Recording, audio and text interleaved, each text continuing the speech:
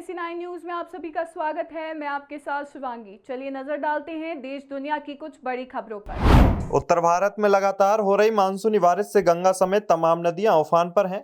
वाराणसी में तो गंगा ऐसी उफनाई कि घाटों पर तमाम व्यवस्थाएं अस्त व्यस्त हो चुकी हैं। घाटों के निचले हिस्सों में पानी भर जाने की वजह से गंगा आरती भी छतों पर की जा रही है। वहीं 80 घाट समेत तमाम घाटों पर बाढ़ के चलते स्थिति भयावह बनी हुई है, जिसके चलते शवदाह भी छतों पर करना पड़ रहा है। एक एजेंसी के मुताबिक गंगा का जलस्तर पिछले कुछ दिनों में घटने के बजाय फिर से बढ़ता जा रहा है। 3 सितंबर को चीन में विजय दिवस की परेड होने वाली है। चीनी विदेश मंत्रालय के अनुसार रूसी राष्ट्रपति व्लादिमीर पुतिन और नॉर्थ कोरिया के supreme leader Kim Jong Un सहित 26 देशों के राष्ट्राध्यक्ष इसमें भाग लेने वाले हैं। द्वितीय विश्व युद्ध के दौरान जापान के सरेंडर को बीजिंग में विजय दिवस के रूप में मनाया जाता है। इसी मौके पर एक विशाल मिलिट्री परेड के जरिए चीन अपनी सैन्य ताकत दिखाएगा। चीन के सहायक विदेश मंत्री होंग लेई ने एक प्रेस कॉन्फ्रेंस में इस बात की पुष्टि की कि परेड में 26 विदेशी राष्ट्राध्यक्ष और शासन अध्यक्ष शामिल होंगे। पुतिन, किम जोंग के अलावा बेलारूस के राष्ट्रपति, ईरान के राष्ट्रपति मसूद, इंडोनेशियाई राष्ट्रपति प्रबोवो और साउथ कोरिया के नेशनल असेंबली स्पीकर वू वॉन सिक भी इस परेड में हिस्सा लेंगे। आरएसएस चीफ मोहन भागवत ने संघ के 100 साल पूरे होने के कार्यक्रम के दौरान कई मुद्दों पर बातचीत की। राजधानी दिल्ली में हुए 2 दिन के समारोह में भागवत ने आत्मनिर्भर बनने और हिंदू राष्ट्र जैसे मुद्दों पर बातचीत की। साथ ही उन्होंने पारिवारिक मूल्यों के बारे में बताया। मोहन भागवत ने बताया कि बच्चों में मोबाइल की लत छुड़वाने के लिए क्या करना चाहिए। आरएसएस प्रमुख के इन सुझावों को आप भी अपने परिवार में अपना सकते हैं। आरएसएस की तरफ से 100 वर्ष की संघ यात्रा नए क्षितिज के तहत अलग अलग कार्यक्रम आयोजित किए जा रहे हैं, जिनमें संघ से जुड़ी तमाम जानकारी और इसके इतिहास को लेकर विस्तार से चर्चा हो रही है। 100 वर्ष की संघ यात्रा कार्यक्रम में मोहन भागवत ने परिवार को एकजुट करने के तरीके भी बताए। देश भर में भारी बारिश का कहर आफत बनकर लोगों पर टूट रहा है। जम्मू कश्मीर से लेकर उत्तराखंड और हिमाचल में कई जगह लैंडस्लाइड की खबरें सामने आ रही हैं। इसी बीच हिमाचल प्रदेश की ब्यास नदी ने भी अपना तांडव दिखाया। कई जगह सड़कें पूरी तरह से धंस चुकी हैं और घर भी बह चुके हैं। मनाली में कुछ ऐसा ही तबाही का नजारा देखने को मिला। यहां करोड़ों के रिसोर्ट और होटल भी इस आपदा की चपेट में आए। मनाली के रायसेन में करोड़ों का सिरार रिसोर्ट का वीडियो भी वायरल है। ये रिसोर्ट जल प्रलय का शिकार हुआ है। शोएब अख्तर वर्ल्ड क्रिकेट में सबसे तेज गेंद फेंकने वाले गेंदबाज हैं। अख्तर के नाम 161.3 किलोमीटर प्रति घंटे की रफ्तार के साथ गेंद फेंकने का वर्ल्ड रिकॉर्ड दर्ज है। अख्तर जहां अपनी तेज रफ्तार वाली गेंद के लिए विख्यात हुए, तो वहीं अपनी आक्रामक गेंदबाजी एक्शन के लिए भी काफी मशहूर रहे। अपने समय में अख्तर सबसे खतरनाक गेंदबाज के तौर पर जाने जाते थे, लेकिन अब वर्तमान क्रिकेट में एक और ऐसा गेंदबाज है जो खतरनाक नहीं बल्कि अपनी गेंदबाजी एक्शन की वजह से सुर्खियां बटोर रहा है। वह कोई और नहीं बल्कि ओमान के तेज गेंदबाज मोहम्मद इमरान है। मोहम्मद इमरान पहली बार सुर्खियों में उस समय आए जब सोशल मीडिया पर उनकी गेंदबाजी की झलक सामने आई। इमरान का गेंदबाजी एक्शन बिल्कुल पाकिस्तान के शोएब अख्तर से मिलता है। यही कारण है कि फैंस उन्हें ओमान का अख्तर कहने लगे हैं। असम में दर्ज मुकदमे का सामना कर रहे यूट्यूब पत्रकार अविशार शर्मा को सुप्रीम कोर्ट से राहत मिली है। शीर्ष अदालत ने उन्हें गिरफ्तारी से 4 हफ्ते का संरक्षण देते हुए स्पष्ट किया कि इस मामले में वे पहले हाईकोर्ट का दरवाजा खटखटाएं।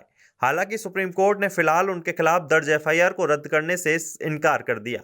जस्टिस MM सुंदरेश की अध्यक्षता वाली बेंच ने सुनवाई के दौरान साफ कहा कि अविशार शर्मा पहले हाईकोर्ट में याचिका दाखिल करें। अदालत ने सवाल किया कि आप सीधे सुप्रीम कोर्ट क्यों आए? क्या सिर्फ पत्रकार होने के नाते हम आपको राहत दें? अदालत ने यह कहा कि अगर अभी एफआईआर रद्द करने की याचिका पर विचार किया जाता है तो यह गलत परंपरा होगी।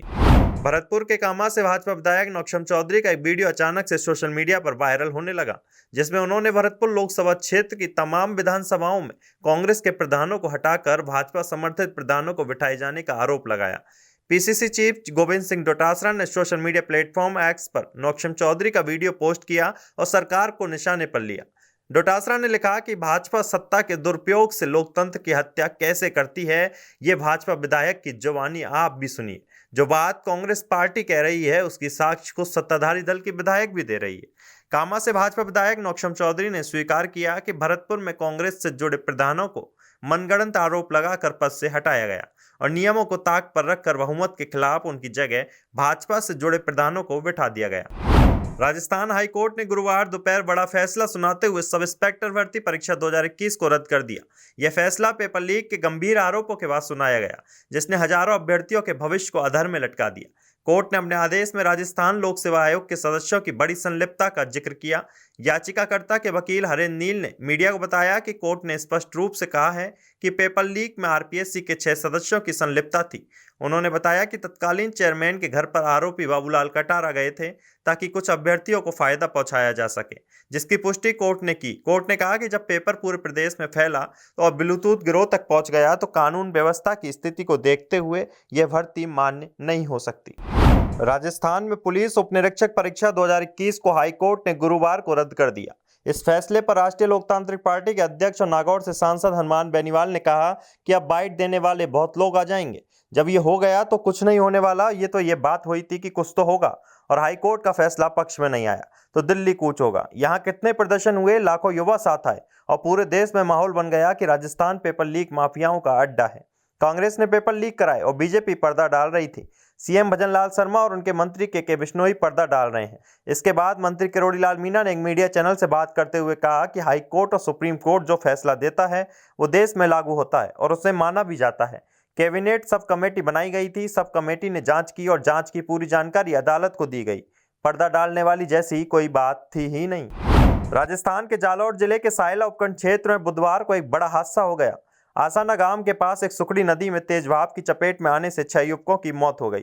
घटना ने पूरे जिले को दहला दिया। पुलिस, एसडीआरएफ और सिविल डिफेंस की टीमों ने करीब 40 घंटे तक चले रेस्क्यू ऑपरेशन के बाद सभी शवों को बाहर निकाला। जानकारी के अनुसार 6 युवक बोलेरो गाड़ी से नदी किनारे पहुंचे थे।